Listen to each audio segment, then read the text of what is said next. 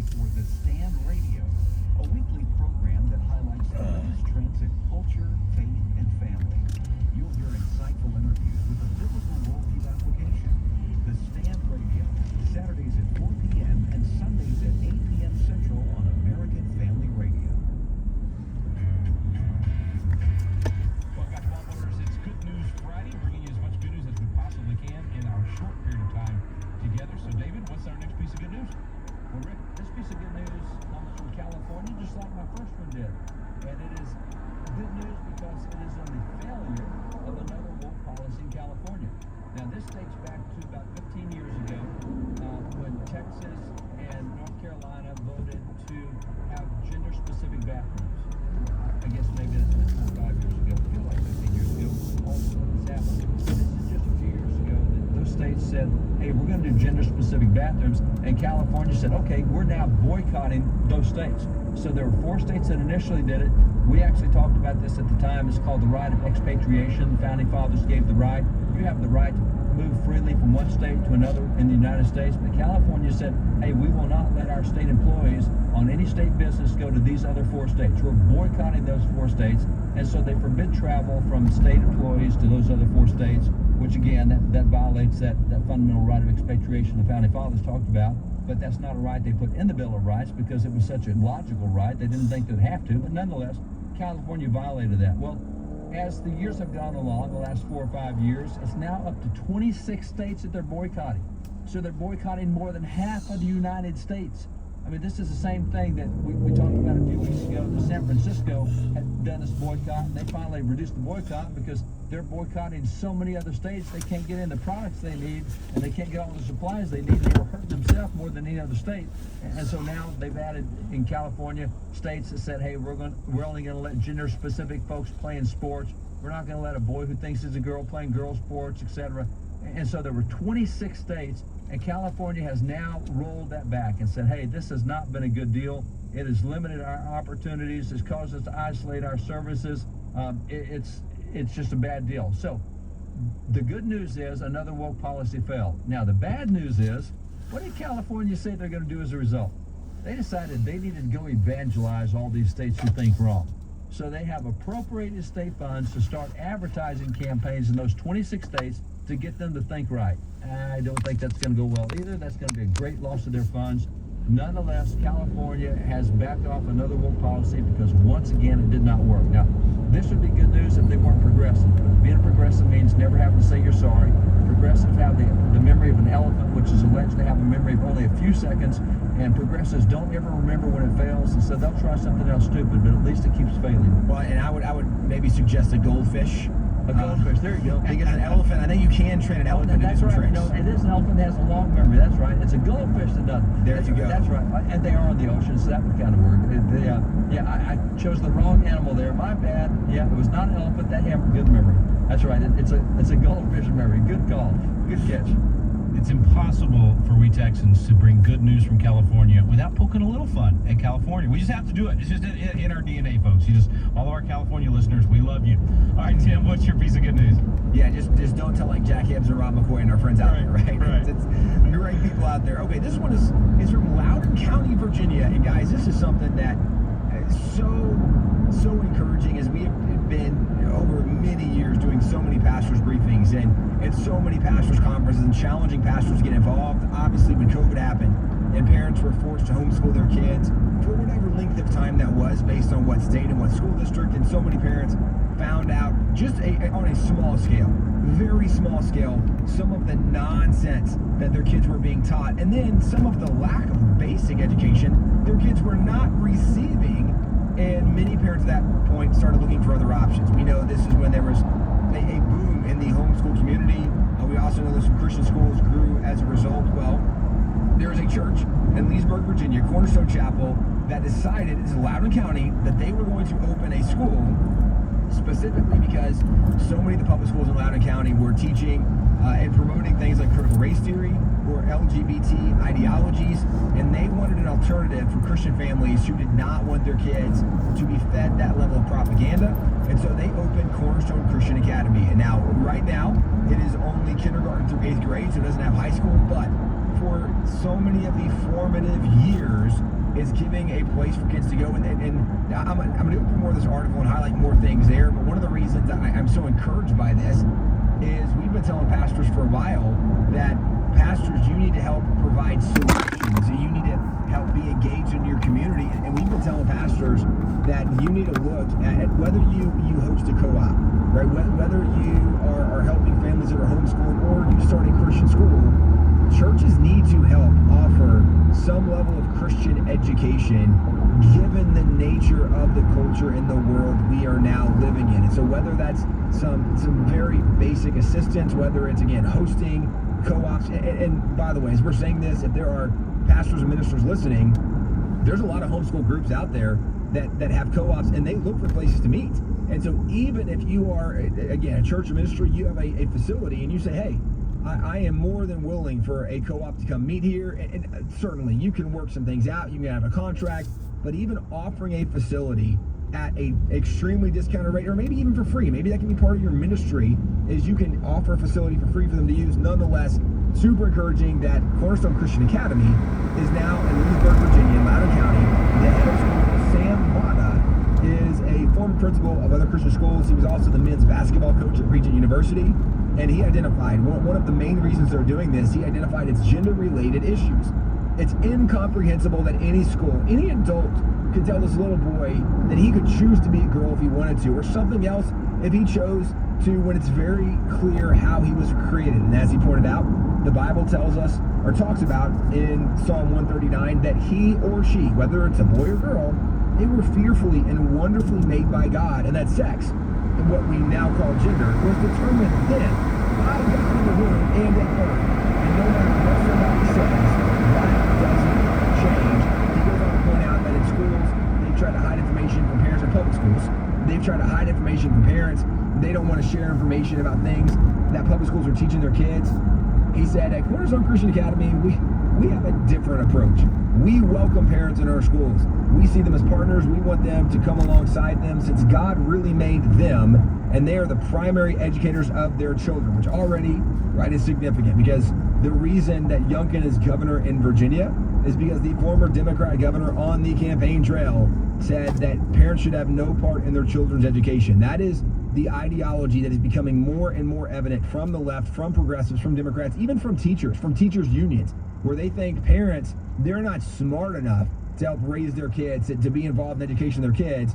And he said, no, we see them as partners. We want them to come alongside. Since God made them, the parents, they are the primary educators of their children. We just play a very important role, but we come alongside as they raise their children. He pointed out all their curriculum is faith-based.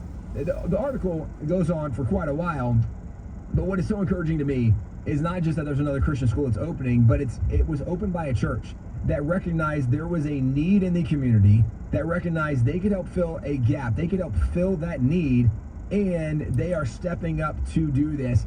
This is something I wish more and more pastors would do, but to this point, absolutely congratulations to Cornerstone Chapel. Kudos on Cornerstone Christian Academy. We wish them nothing but the best, and we think this is part of the answer and solution we need in culture going forward. Well, it's great to highlight the good news. That's why we do Good News Fridays. We want to encourage you, if you'd like more good news, to go to our website today at wallbuilderslive.com. You can go in the archive section there and get some of the previous Friday programs, and then we'll hit more good news next Friday. We really appreciate you as a listener. We thank you for your donations. Those of you that have gone to wallbuilderslive.com, when you give that money, that is literally an investment in freedom, because it allows us to reach more people with the truths of the Constitution, of the Bible, of what we can learn from history to do better in our culture and our society. All of that needs to be amplified in this current culture. Truth is needed in the culture. We're bringing that in this program and through this program. And so when you donate, it allows us to reach more people, both with the program, but also all of our other programs at Wall Builders Live. So not just a radio program, but the programs like our pastors' trainings, our youth leadership trainings, our legislators' trainings, all the things we're doing to restore this constitutional republic. You get to be a part of it when you donate to Wall Builders Live. So thanks so much for doing that. Also want to challenge you to start a Constitution class in your home or at your church. We call it Biblical Citizenship in Modern America. It's a fun class to host. It is totally free for you and for your students. Check that out today at biblicalcitizens.com. Thanks so much for listening today. You've been listening to Wall Builders. We stand undivided, forever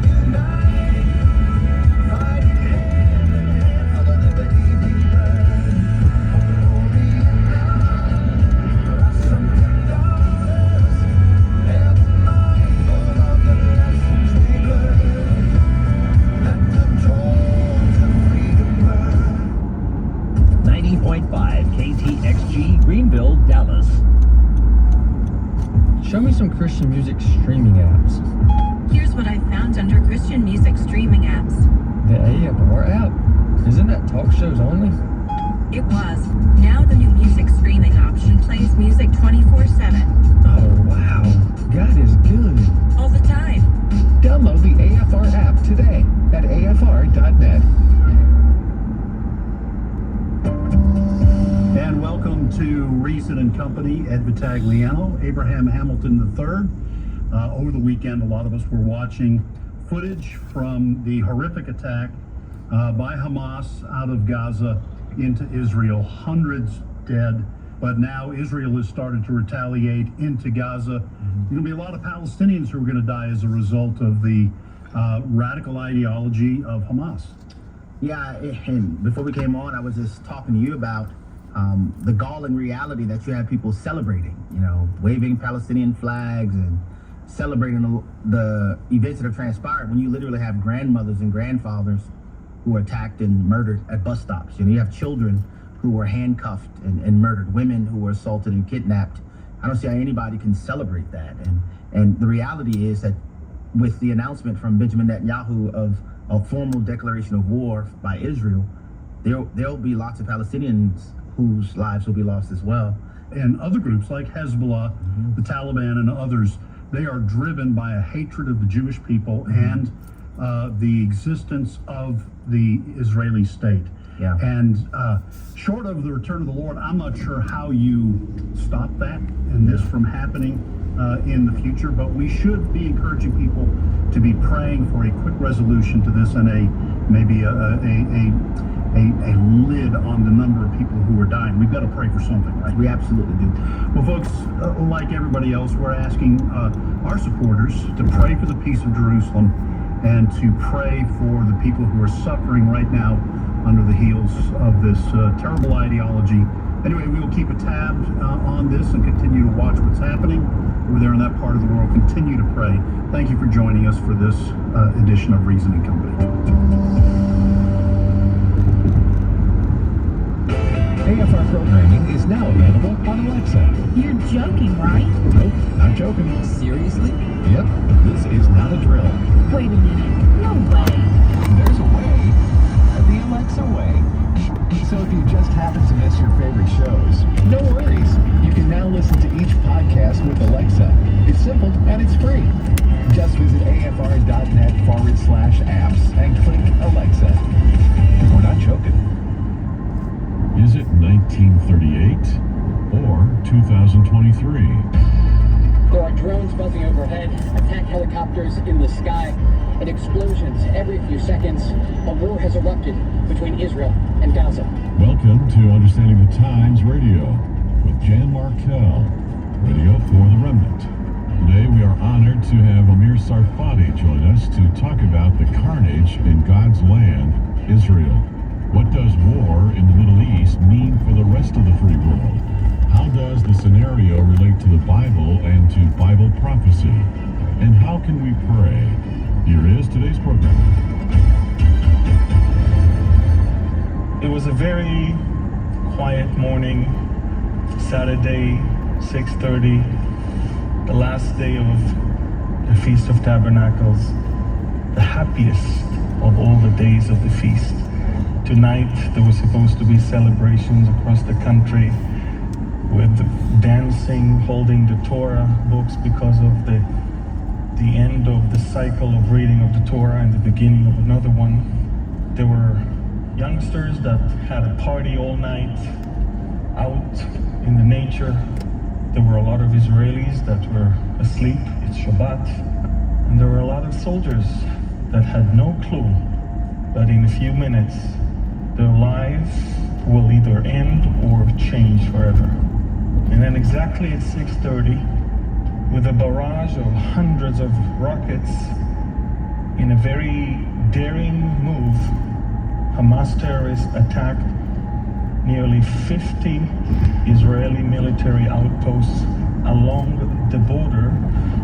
And once they neutralized them, they managed to breach the wall and the fence and open a wide road for their vehicles and their motorcycles And they also used some gliders, and within 20 minutes, at least 1,000 terrorists infiltrated into Israel and totally surprised the people in that outdoor party, civilians that are sleeping in on Shabbat, and the soldiers that never saw that coming. And within a matter of 1 hour, we already counted more than 100 dead. As of now, it's over 200. But the astonishing thing, the one thing that we dreaded the most, is the fact that they were able to abduct nearly 100 Israelis into Gaza Strip. And they paraded them on the main road. Women and children and old people and young people and dead bodies of Israeli soldiers were all paraded along the main road. So Israel declared war, and we're about 10 hours into this war with over 5,000 rockets in less than 12 hours. Another disturbing thing is, which leads me to believe that there is a country behind it and not just a terrorist organization, is the fact that in a very strange way, the Iron Dome missed so many rockets, and there were direct hits in so many places. And Hamas basically declared, we neutralized the Iron Dome. Glad you can join me for Understanding the Times Radio today. That was the familiar voice of Amir Tsarfati, my guest for the hour that actually was last weekend at the awaiting his return in Philadelphia, and he's going to join me in just a moment as we review, well, at least we'll make an effort here to talk about the surprise invasion by Islamic Jihadi group Hamas. It's so far resulted in nearly 1,000 Israeli deaths, American deaths, and others. Well over 2,000, probably between 2,000 and 3,000 wounded. Unknown number of Israeli citizens kidnapped to the terror enclave of Gaza. And this includes the elderly, parents, children, even babies. Are you kidding me? No, I'm not kidding. This is a terror attack of proportions heretofore unknown in Israel. And the casualties are more in line with a full-scale war. We'll discuss this for the hour. My guest writes this. He wrote this a couple days ago now, and you kind of heard him summarize, so I don't want to go over the exact same, but he writes, it was 6:30 on a beautiful Saturday, Sabbath in the morning, all over Israel. People were sleeping in on the final day of Sukkot, the joyous Feast of Tabernacles. In southern Israel, just 5 kilometers from the border with Gaza, an all-night party with more than 1,000 young people attending was just starting to wind down. And then I'll read just one more paragraph. This is an e-blast that he sent out in the last couple of days here. Drones were launched that dropped bombs on the Israeli military outposts along the border fence, immediately neutralizing the ground-level chain of command along Gaza. Thus, there was no one left to report to the higher levels of leadership what was taking place. At the same time, rockets began to fire from Gaza into Israel, first hundreds, then thousands. The firing of rockets was not unusual. What was atypical, as he just referenced in that clip, was the huge number of missiles that made it past the Iron Dome defense system.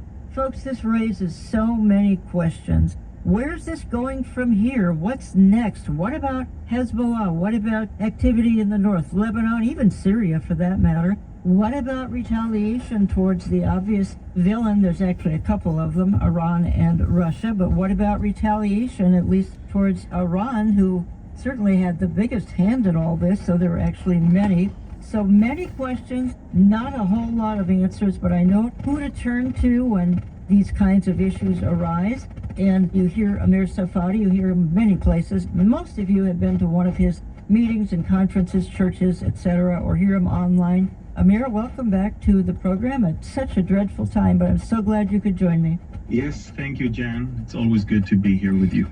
Apprise my listeners how your family is. They're in northern Israel. They're near Tiberias. Tell me what's going on and how they're handling this. We live in the Jezreel Valley right next to an air base, so we are experiencing this conflict and this war in a very loud way. The F-16s that are taking off and landing non-stop ever since Saturday afternoon. To tell you that we're in good spirit, no, especially my little boy, a 10-year-old, is very anxious, and this is his first war. I mean, we've had military operations before, but nothing ever can be close even to what Israel has experienced right now, and the sheer amount of atrocities that we hear about and we see on television. This is something that our kids should not be seeing and hearing, and so yeah, that's my biggest concern. My family, other than that, is okay, and I'm glad that within a few hours I'll be on my way to get there. I'm reflecting back, actually a number of decades, on October 6th, 1973. The unthinkable happened at that time, and on the watch of Prime Minister Golda Meir, Israel's enemies gathered on her borders and planned to wipe out the very memory of her existence, Psalm 83, and they nearly succeeded. And at that time, Meir appealed to President Richard Nixon, no friend of the Jews, to be honest, but his mother had told him when he was young that if you can ever help Israel in a time of desperate need, she said, do it. He had advisors in Washington in the early 70s, one of them, Henry Kissinger, not real fond of the idea of Nixon and America helping Israel in the 73 Yom Kippur War. And he did it anyway to remember what his mother told him. And he and the Lord worked together and actually saved the country back in 1973. Amir, there are so many parallels. Talk to us a little bit about some of those parallels. First of all, by the way, we're talking about a day apart from the 50th anniversary of the Yom Kippur. I mean, we're talking about exactly 50 years later, and the Israeli intelligence is once again experiencing one of its darkest moments of not understanding, not knowing that for the last year, Hamas has been planning the most murderous, barbaric attack on Jewish people ever since the Holocaust, basically. And it's a colossal failure. It's a failure to understand that they're not even using the communication. お母さん、ちょっとGPS つけて。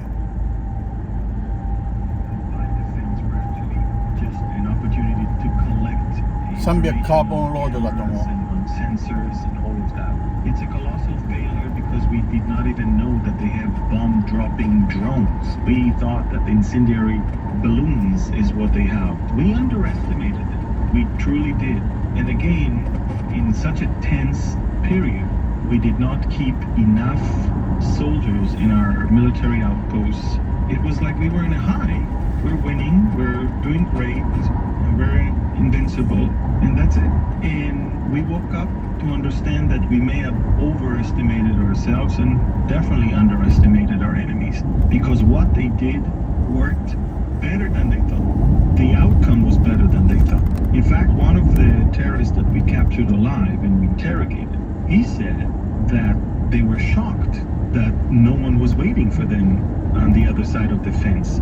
They did not think in their greatest dreams, they did not think they'll be managed to breach in 15 different points along the fence, to breach that fence and allow themselves to have free access in and out of the Gaza Strip. And they were so amazed that there's nothing there that is stopping them, that they started going back and forth into Israel and back with as many people as they could. It was like unbelievable. Vehicles and motorcycles will go into Israel, abduct people and bring them in, then go back to abduct some more. It was unbelievable, colossal failure that will be investigated in an investigation committee that will definitely have to start after the end of all of this. But the Israelis, although they're very, very disturbed by this whole thing, they know that this is not the time to find people that we want to blame for this. It's time to stick together, stand up, and fight back. And that is exactly what we're doing right now. I'm concerned because Bibi Netanyahu already is not the most popular prime minister, which most Christians love Bibi. He's been the longest serving. Inter interrupted a few times, but still the longest serving. He's a military hero. Is the blame going to be put on him? Is it the intelligence community? Is it the military? Is it the politicians? Or all of them, maybe? First of all, I would say that also most of the Israelis like him. That's why he's the prime minister. We're a democracy and people voted for him. So it's not just most Christians, most Israelis. However, I will say that what happened in the last few days is a clear, colossal failure of the liberal left approach that we must do peace with the Hamas, that we must negotiate with Hamas, that we must appease the Palestinians. I think that if there was maybe 30% or 20% of the Israelis that thought that way, today they may be 2%. So the Israelis as a nation, I think, moved way right now. But will Netanyahu personally be elected again or would want to be the prime minister again? I'm not sure. I think that it's probably his last term and probably right after this, hopefully we will win. But I don't see him staying as a prime minister because it's obviously when the time comes and people will have to give some explanations, we will probably expect everyone in the government and in the military, all the top leaders, we expect them to step down. Amir, some are saying that Israel has been changed forever. What do they mean by that? Because how would Israel be changed forever? Humiliated? I mean, nobody wants that. So what do they mean when we hope that it's setting a stage for a spiritual turnaround, though that doesn't really happen until Daniel's 70th week, the tribulation? First of all, I do believe that there is a little bit of a spiritual awakening. I'm going to give you one thing that will show you how changed we are right now. How changed we are from 5 days ago. Israel's mode of operation right now in Gaza is as if we do not have any kidnapped people in Gaza, which means we go all the way. That's something that would never be in the Israel of 5 days ago. In 5 days ago, we would be worried. 5 days ago, just for one soldier, we gave them, if you remember, for one soldier, we released 1,000 terrorists. Right. If you remember Gilad Shalit. Of course. Well,